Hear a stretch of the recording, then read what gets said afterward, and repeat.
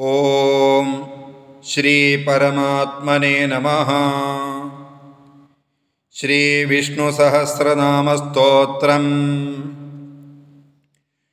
ಶುಕ್ಲಾಂಬರಧರಂ ವಿಷ್ಣುಂ ಶಶಿವರ್ಣಂ ಚತುರ್ಭುಜಂ ಪ್ರಸನ್ನವದನಂ ಧ್ಯಾಯೇತ್ ಸರ್ವವಿಘ್ನೋಪಶಾಂತಯೇ. ಯಸ್ಯ ದ್ವಿರದವಕ್ತ್ರಾಭ್ಯಾಃ ಪಾರಿಷದ್ಯಾಃ ಪರಶತಂ ವಿಘ್ನಂ ನಿಘ್ನಂತಿ ಸತತಂ ವಿಶ್ವಕ್ಸೇನಂ ತಮಾಶ್ರಯೇ. ವ್ಯಾಸಂ ವಸಿಷ್ಠನಪ್ತಾರಂ ಶಕ್ತೇಃ ಪೌತ್ರಮಕಲ್ಮಷಂ ಪರಾಶರಾತ್ಮಜಂ ವಂದೇ ಶುಕತಾತಂ ತಪೋನಿಧಿಂ. ವ್ಯಾಸಾಯ ವಿಷ್ಣುರೂಪಾಯ ವ್ಯಾಸರೂಪಾಯ ವಿಷ್ಣವೇ ನಮೋ ವೈ ಬ್ರಹ್ಮನಿಧಯೇ ವಾಸಿಷ್ಠಾಯ ನಮೋ ನಮಃ. ಅವಿಕಾರಾಯ ಶುದ್ಧಾಯ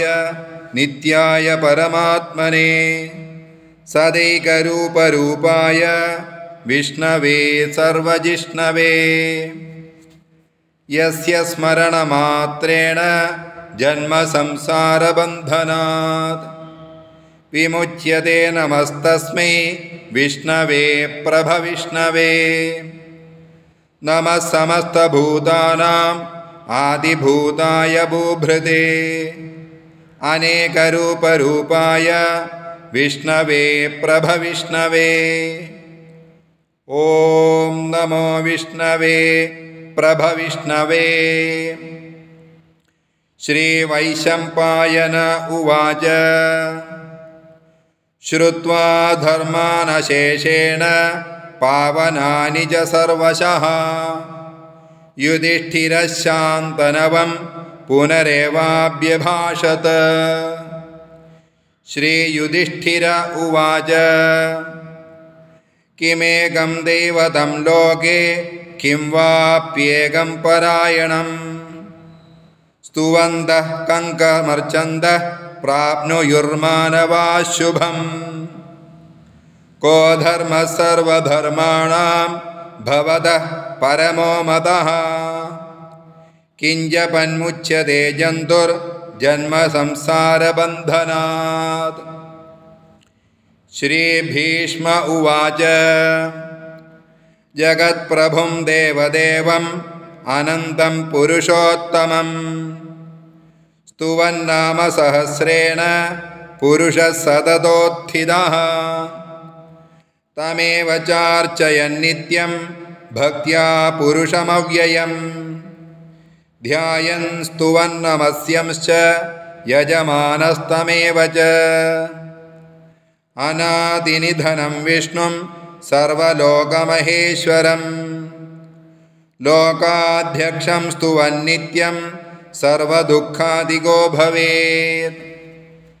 ಬ್ರಹ್ಮಣ್ಯಂ ಸರ್ವಧರ್ಮಜ್ಞಂ ಲೋಕಾನಾಂ ಕೀರ್ತಿವರ್ಧನಂ ಲೋಕನಾಥಂ ಮಹದ್ಭೂತಂ ಸರ್ವಭೂತಭವೋದ್ಭವಂ. ಏಷ ಮೇ ಸರ್ವಧರ್ಮಾಣಾಂ ಧರ್ಮೋಧಿಕತಮೋ ಮತಃ ಯದ್ಭಕ್ತ್ಯಾ ಪುಂಡರೀಕಾಕ್ಷಂ ಸ್ತವೈರರ್ಚೇನ್ನರಃ ಸದಾ. ಪರಮಂ ಯೋ ಮಹತ್ತೇಜಃ ಪರಮಂ ಯೋ ಮಹತ್ತಪಃ ಪರಮಂ ಯೋ ಮಹದ್ಬ್ರಹ್ಮ ಪರಮಂ ಯಃ ಪರಾಯಣಂ. ಪವಿತ್ರಾಣಾಂ ಪವಿತ್ರಂ ಯೋ ಮಂಗಲಾನಾಂ ಚ ಮಂಗಲಂ ದೈವತಂ ದೇವತಾನಾಂ ಚ ಭೂತಾನಾಂ ಯೋ ವ್ಯಯಃ ಪಿತಾ.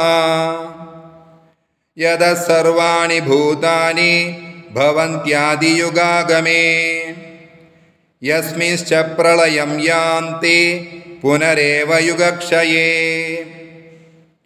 ತಸ್ಯ ಲೋಕಪ್ರಧಾನಸ್ಯ ಜಗನ್ನಾಥಸ್ಯ ಭೂಪತೆ ವಿಷ್ಣೋರ್ನಾಮ ಸಹಸ್ರಂ ಮೇ ಶೃಣು ಪಾಪಭಯಾಪಹಂ. ಯಾನಿ ನಾಮಾನಿ ಗೌಣಾನಿ ವಿಖ್ಯಾತಾನಿ ಮಹಾತ್ಮನಃ ಋಷಿಭಿಃ ಪರಿಗೀತಾನಿ ತಾನಿ ವಕ್ಷ್ಯಾಮಿ ಭೂತಯೇ. ऋषिर्नाम्नां सहस्रस्य वेदव्यासो महामुनिः छन्दोऽनुष्टुप् तथा देवो भगवान् देवकीसुतः अमृतांशोद्भवो बीजं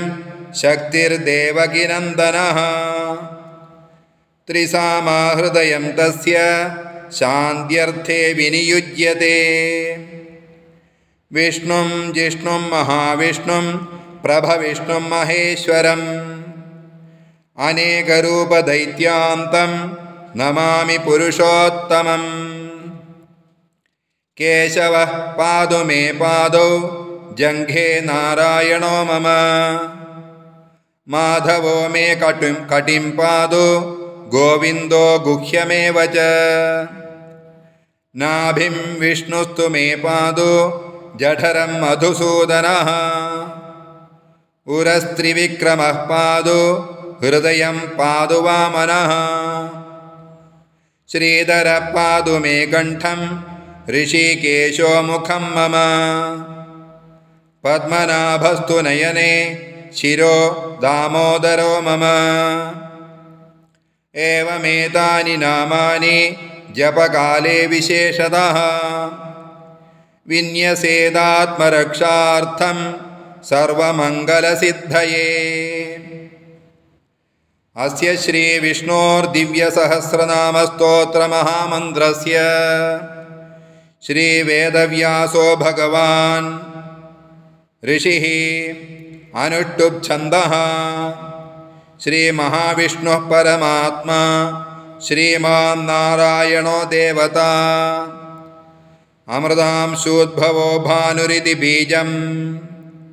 देवकीनन्दनस्रष्टेति शक्तिः उद्भवः क्षोभणो देव इति परमो मन्त्रः शङ्खभिर्नन्दकी चक्रीति कीलकम् शार्ङ्गधन्वा गदाधर इति अस्त्रम् रथाङ्गपाणिरक्षोभ्य इति नेत्रम् त्रिसामासामगस्सामेति कवचम् आनन्दं परं ब्रह्मेति योनिः ऋतुसुदर्शनकाल इति दिग्बन्धः श्रीविश्वरूप इति ध्यानम् श्रीमहाविष्णुप्रीत्यर्थे समस्तपापक्षयार्थे जपे विनियोगः अथ करन्यासः ॐ शङ्खाय अङ्गुष्ठाभ्यां नमः चक्राय तर्जनीभ्यां नमः गदायै मध्यमाभ्यां नमः खड्गाय अनामिकाभ्यां नमः शार्ङ्गाय कनिष्ठिकाभ्यां नमः पञ्चायुधाय करतलकरपृष्ठाभ्यां नमः अथ हृदयादिन्यासः शङ्खाय हृदयाय नमः चक्राय शिरसे स्वाहा गदायै शिखायै वषट खड्गाय कवचाय हुं शार्ङ्गाय नेत्रत्रयाय वौषट पञ्चायुधाय अस्त्राय फट भूर्भुवस्वरोम् इति दिग्बन्धः अदध्यानम् क्षीरोदन्वत्प्रदेशे शुचिमणिविलसत् सैकदे मौक्तिकानां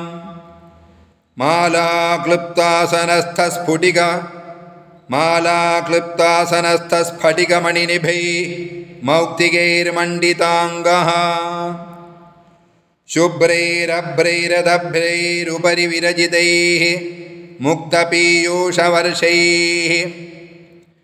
आनन्देन पुनीयादरिनलिनगदा शङ्खपाणिर्मुकुन्दः भूः पादौ यस्य नाभिर्वियदसुरनिलश्चन्द्रसूर्यौ च नेत्रे कर्णावाशा शिरोद्यौर्मुखमपि दहनो यस्य वास्तेयमब्धिः अन्धस्थं यस्य विश्वं सुरनरहगगो भोगि गन्धर्वदैत्यैः चित्रं रम्यते तं त्रिभुवनवपुषं विष्णुमीशं नमामि। शान्ताकारं भुजगशयनं पद्मनाभं सुरेशं विश्वाधारं गगनसदृशं मेघवर्णं शुभांगं लक्ष्मीकान्तं कमलनयनं योगिहृद्यानगम्यं वन्दे विष्णुं भवभयहरं सर्वलोकैकनाथं मेघश्यामं पीतकौशेयवासं श्रीवत्सांगं कौस्तुभोद्भासितांगं पुण्योपेदं पुण्डरीकायदाक्षं विष्णुं वन्दे सर्वलोकैकनाथं सशङ्खचक्रं सकिरीटकुण्डलं सपीतवस्त्रं सरसीरुहेक्षणं सहारवक्षस्थलशोभिकौस्तुभं नमामि विष्णुं शिरसा चतुर्भुजं छायायां पारिजातस्य हेमसिंहासनोपरि आसीनमम्बुदश्यामम् आयताक्षमलङ्कृतं चन्द्राननं चतुर्बाहुं श्रीवत्साङ्गितवक्षसं रुक्मिणी सत्यभामाभ्यां सहितं कृष्णमाश्रये। ॐ नमो भगवते वासुदेवाय। ॐ विश्वं विष्णुर्वषट्कारो भूतभव्यभवत्प्रभुः भूतकृद्भूतभृद्भावो भूतात्मा भूतभावनः भूतात्मा परमात्मा च मुक्तानां परमागतिः अव्ययः पुरुषः साक्षी क्षेत्रज्ञोऽक्षर एव च योगो योगविदान्नेता प्रधानपुरुषेश्वरः नारसिंहवपुः श्रीमान् केशवः पुरुषोत्तमः सर्वशिवस्ताणुर्भूतादिर्निधिरव्ययः सम्भवो भावनो भर्ता प्रभवः प्रभुरीश्वरः स्वयंभू शम्भुरादित्यः पुष्कराक्षो महास्वनः अनादिनिधनो धाता विधाता धातुरुत्तमः अप्रमेयो ऋषिकेशः पद्मनाभोऽमरप्रभुः विश्वकर्मा मनुस्त्वष्टा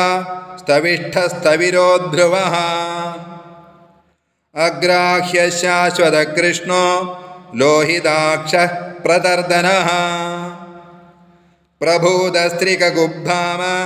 पवित्रं मङ्गलं परम् ईशानः प्राणदः प्राणो ज्येष्ठश्रेष्ठः प्रजापतिः हिरण्यगर्भो भूगर्भो माधवो मधुसूदनः ईश्वरो विक्रमी धन्वी मेधावी विक्रमः क्रमः अनुत्तमो दुरादर्शः कृतज्ञः कृतिरात्मवान् सुरेशः शरणं शर्म विश्वरेदाः प्रजाभवः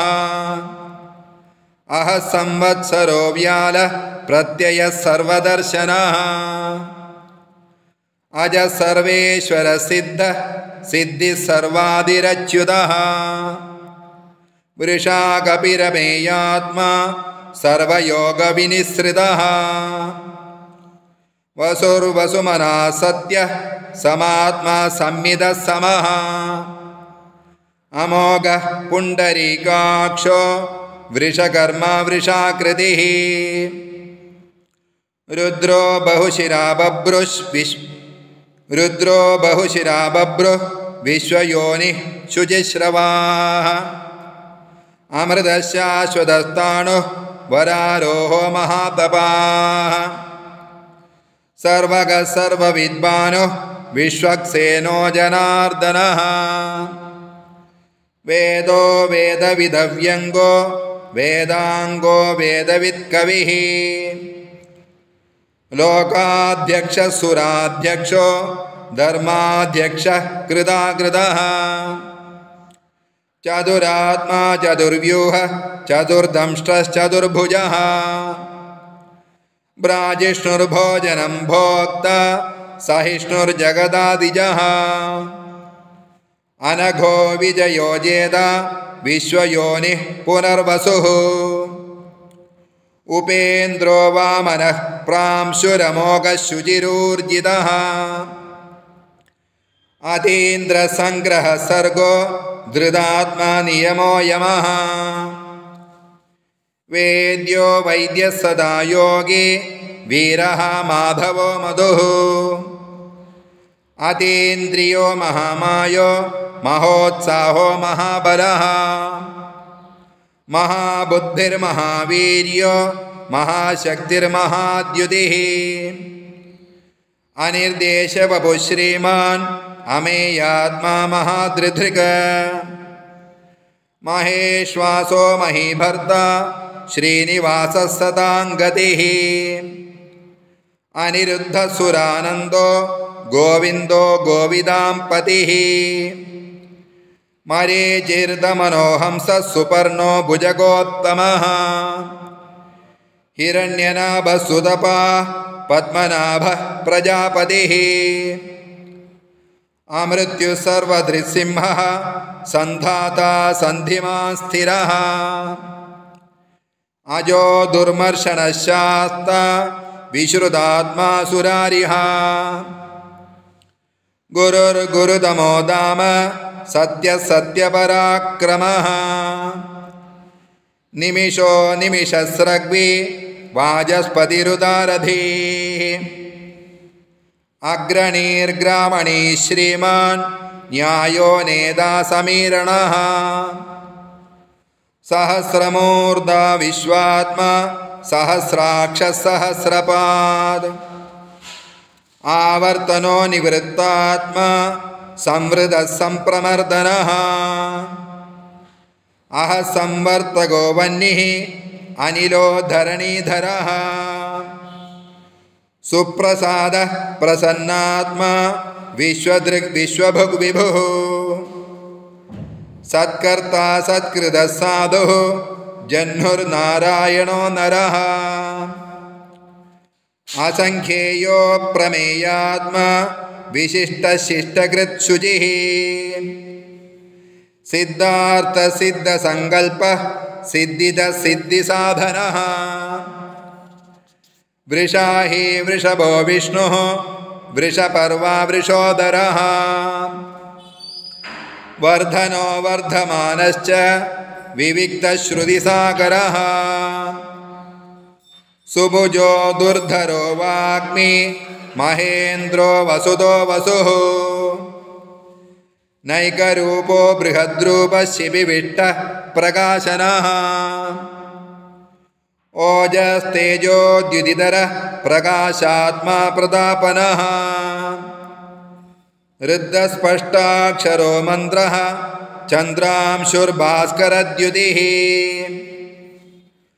अमृतांशोद्भवो भानुः शशबिन्दुः सुरेश्वरः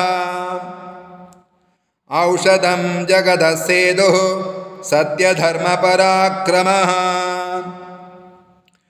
भूतभव्यभवन्नाथः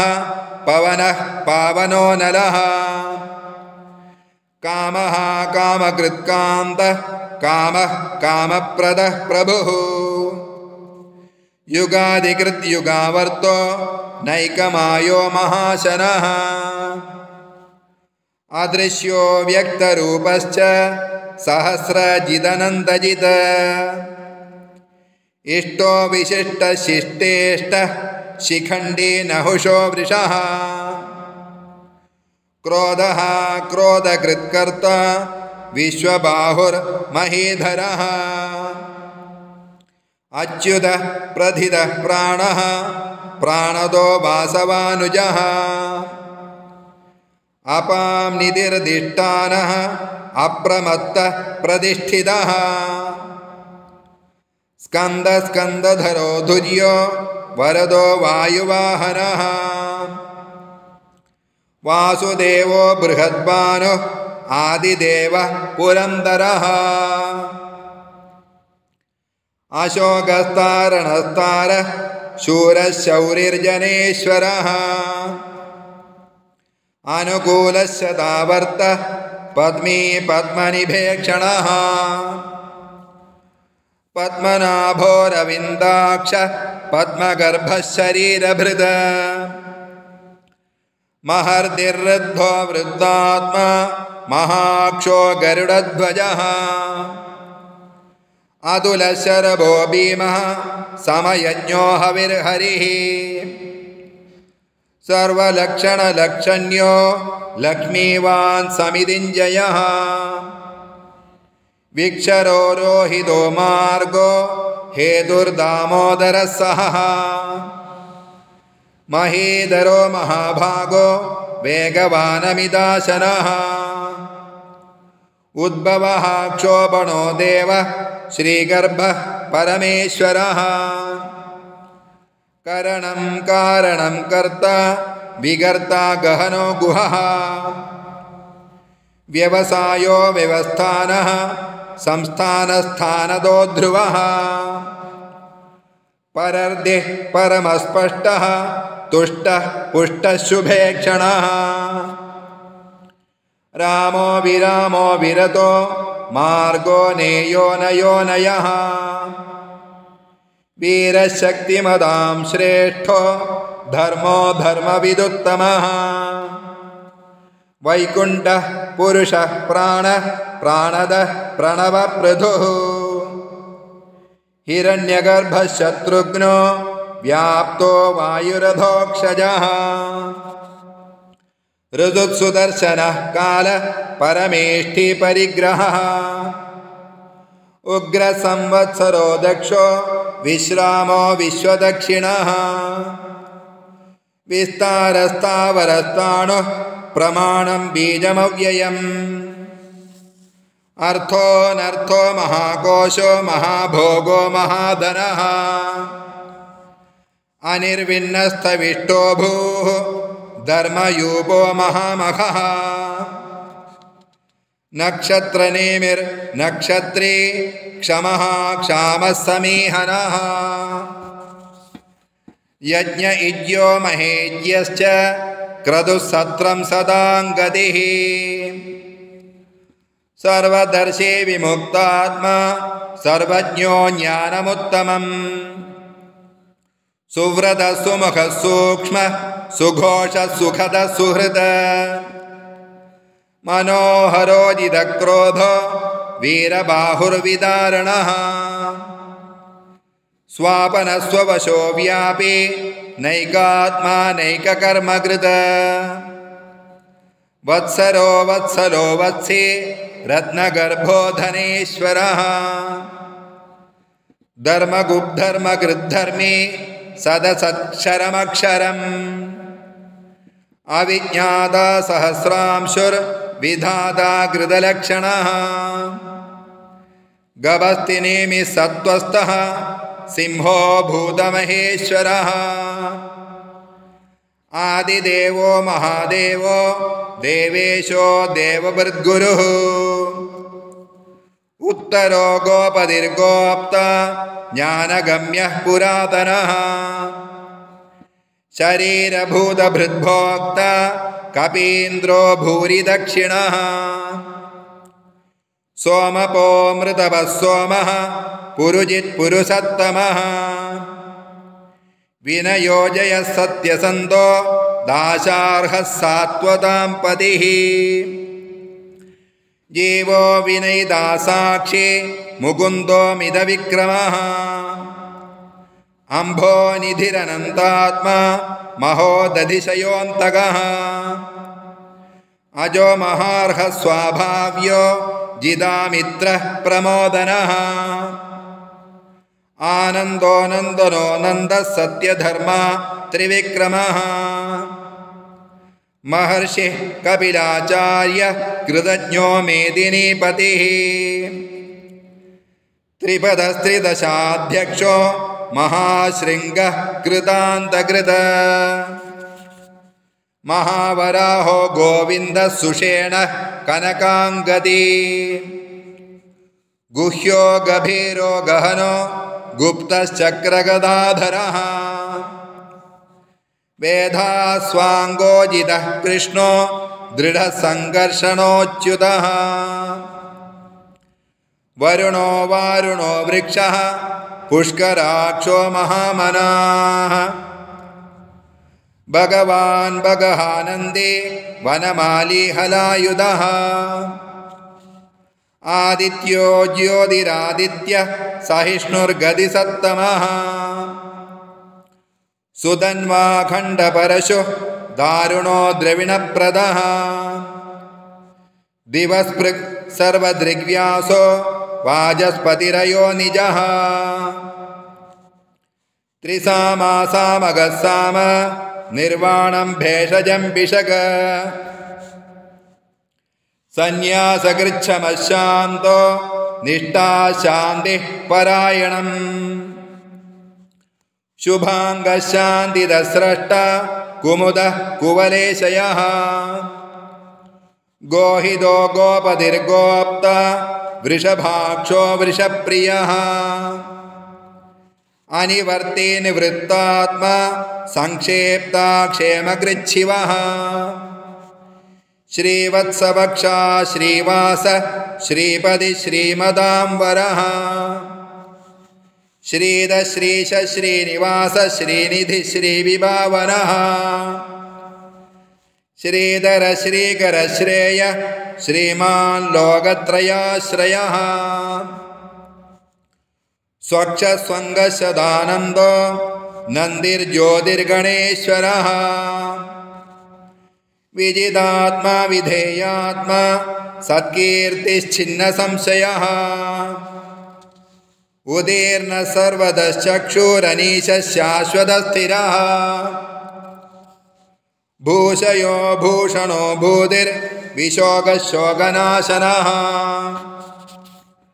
अर्चिष्मानर्चितः कुम्भो विशुद्धात्मा विशोधनः अनिरुद्धो प्रतिरथः प्रद्युम्नो मितविक्रमः कालनेमिनिहा वीरः शौरिशूरजनेश्वरः त्रिलोकात्मा त्रिलोकेशः केशवः केशिहा हरिः कामदेवः कामपालः कामी कान्तः कृतागमः अनिर्देशवपुर्विष्णुर्वीरो धनञ्जयः ब्रह्मण्यो ब्रह्मकृद्ब्रह्म ब्रह्म ब्रह्मविवर्धनः ब्रह्मविद्ब्राह्मणो ब्रह्मी ब्रह्मज्ञो ब्राह्मणप्रियः महाक्रमो महाकर्म महातेजामहोरगः महाक्रतुर्महायज्वा महायज्ञो महाहविः स्तव्यस्तव प्रियस्तोत्रं स्तुतिस्तोदारणप्रियः पूर्णः पूरयिता पुण्यः पुण्यकीर्तिरनामयः मनोजवस्तीर्थकरो वसुरेदा वसुप्रदः वसुप्रदो वासुदेवो वसुर्वसुमना हविः सद्गति सत्कृति सत्ता सद्भूति सत्परायणः शूरसेनो यदुश्रेष्ठः सन्निवासः सुयामुनः भूता वासो वासुदेवः सर्वासु निलयो नलः दर्पः दर्पदो दृप्तो दुर्धरोऽथा पराजितः विश्वमूर्तिर्महामूर्तिः दीप्तमूर्तिरमूर्तिमान् अनेकमूर्तिरव्यक्तः शतमूर्तिः शताननः एको नैकः सवः किं यत्तत्पदमनुत्तमम् लोकबन्धुर्लोकनाथो माधवो भक्तवत्सलः सुवर्णवर्णो हेमाङ्गो वराङ्गश्चन्दनाङ्गदी वीरः विषमशून्यो गृदाशीरजलश्चलः अमानीमानदो मान्यो लोकस्वामी त्रिलोकधृग सुमेधामेधजो धन्यः सत्यमेधाधराधरः तेजो वृषोद्युदिधरः सर्वशस्त्रभृतां वरः प्रग्रहो निग्रहो व्यग्रो नैकशृङ्गो गदाग्रजः चतुर्मूर्तिश्चतुर्बाहो चतुर्व्यूहश्चतुर्गतिः चतुरात्मा चतुर्भावः चतुर्वेदविदेकपात् समावर्तो निवृत्तात्मा दुर्जयो दुरधिक्रमः दुर्लभो दुर्गमो दुर्गो दुरावासो दुरारिः शुभांगो लोकसारंग सुदन्तुस्तन्तुवर्धनः इंद्रकर्मा महाकर्मा कृतकर्मा कृतागमः उद्भवः सुन्दरः सुन्दो रत्ननाभः सुलोचनः अर्को वाजसनः शृङ्गी जयन्तः सर्वविजयी सुवर्णबिन्दुरक्षोभ्यः सर्ववागीश्वरेश्वरः महाह्रदो महागर्तो महाभूतो महानिधिः कुमुदः कुन्दरः कुन्दः पर्जन्यः पावनो निलः अमृताशो मृतवपुः सर्वज्ञः सर्वतोमुखः सुलभः सुव्रतः सिद्धः शत्रुजिच्छत्रुतापनः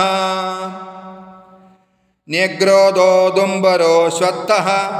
चाणूरान्ध्रनिषूदनः सहस्रार्चिः सप्तजिह्व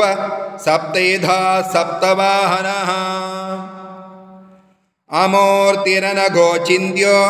भयकृद्भयनाशनः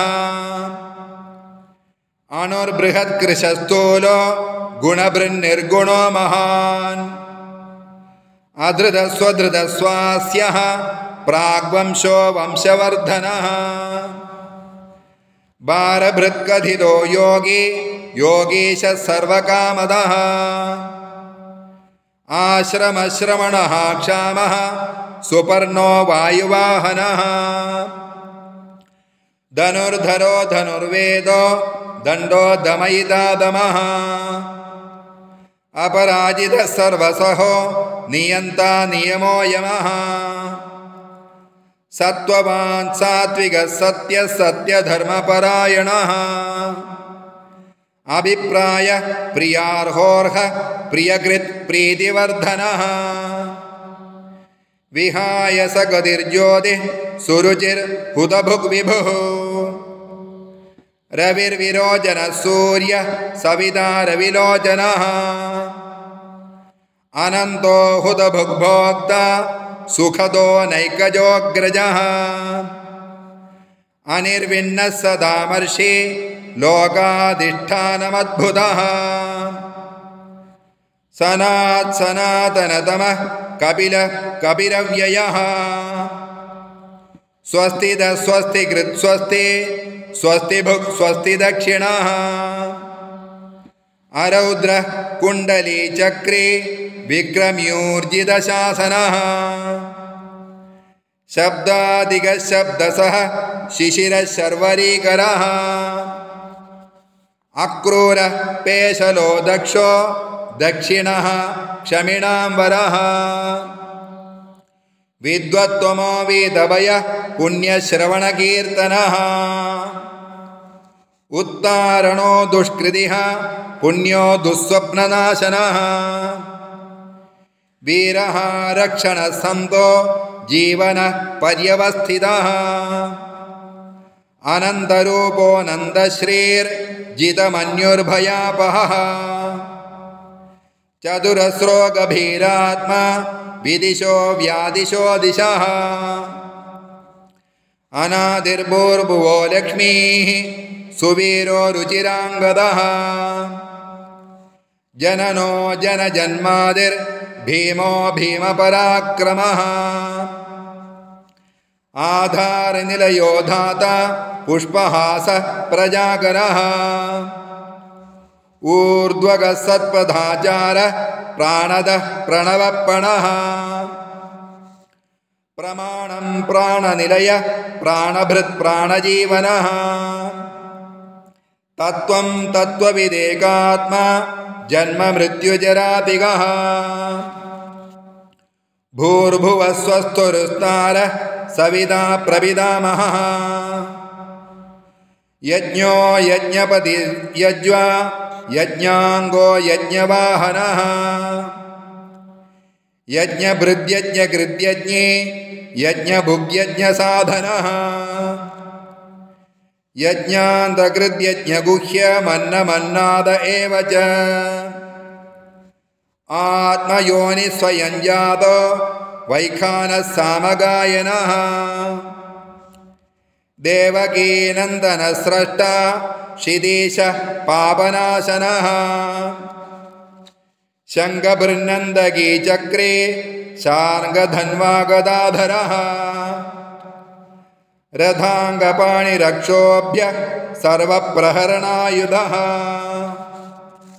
सर्वप्रहरणायुध ॐ नम इति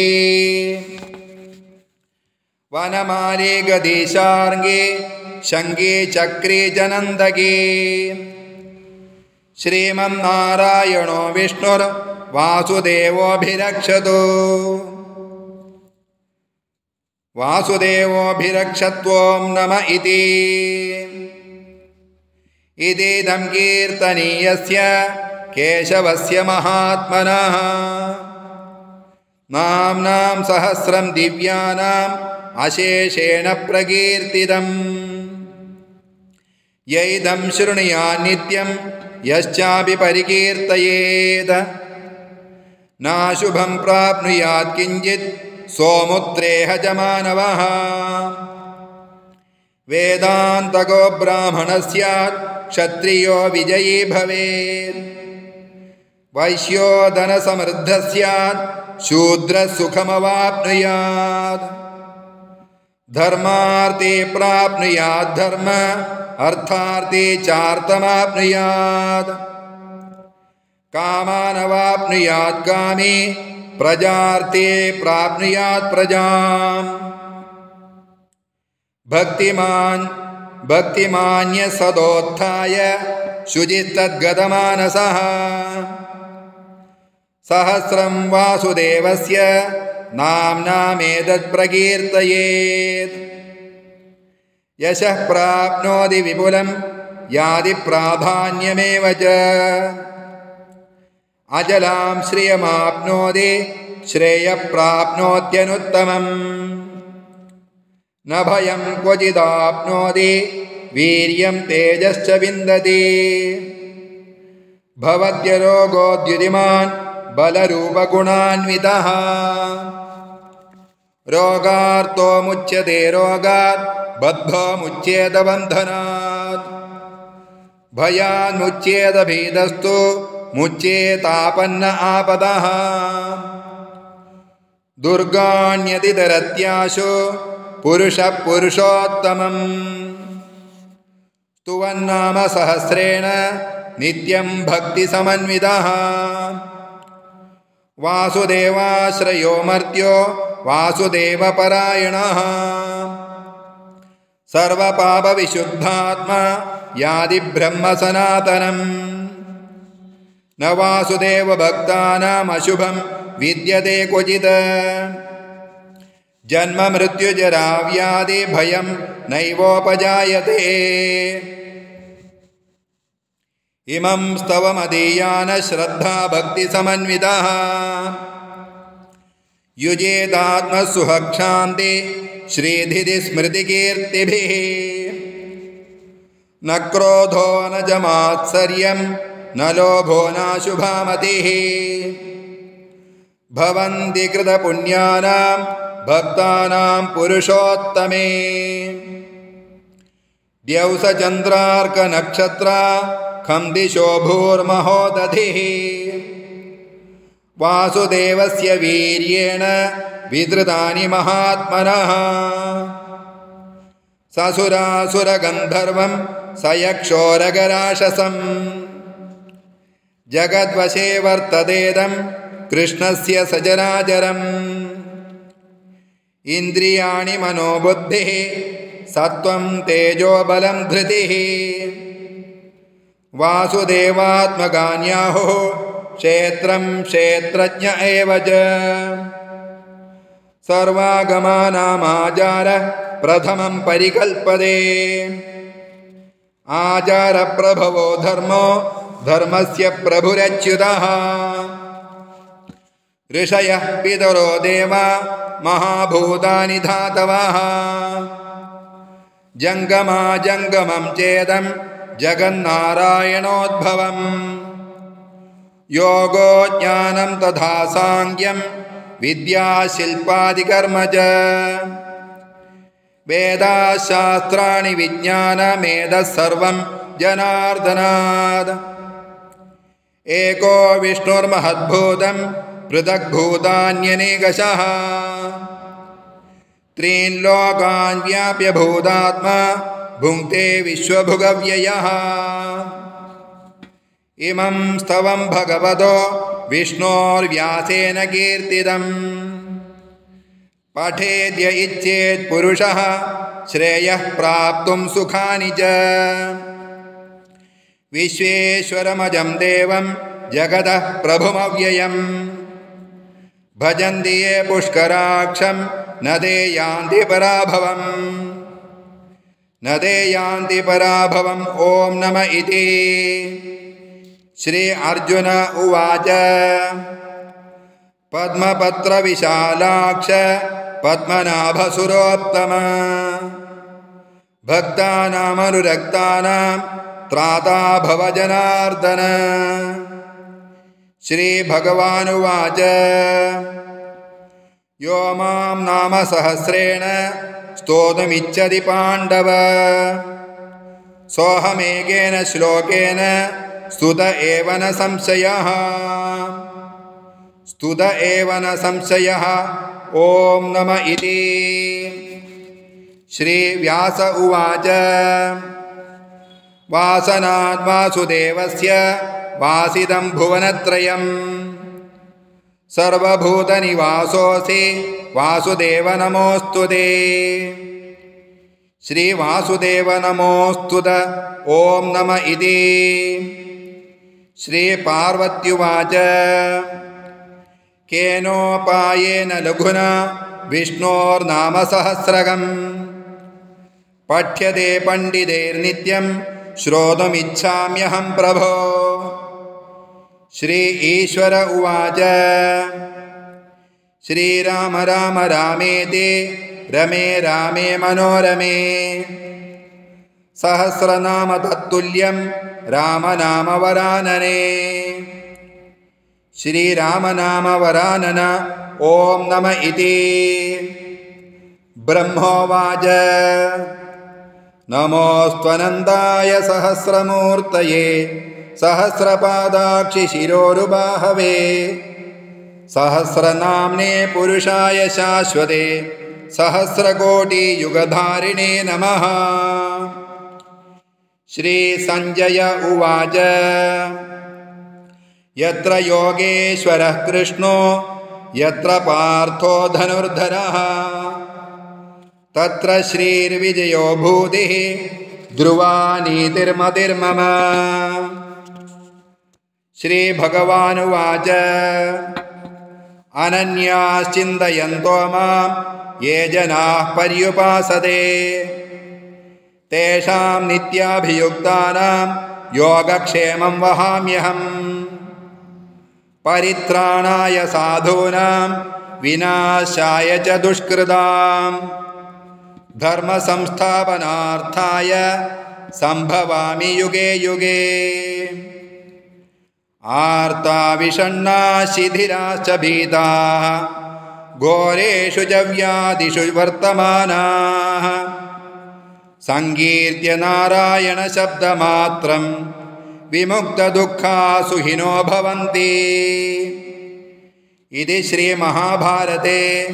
शतसाहस्रिकायां संहितायां वैयासिक्याम् आनुशासनिक पर्वान्तर्गत दानधर्मपर्वणि श्रीविष्णोर्दिव्यसहस्रनामस्तोत्रं सम्पूर्णम्। श्रीकृष्णार्पणमस्तु। ओम।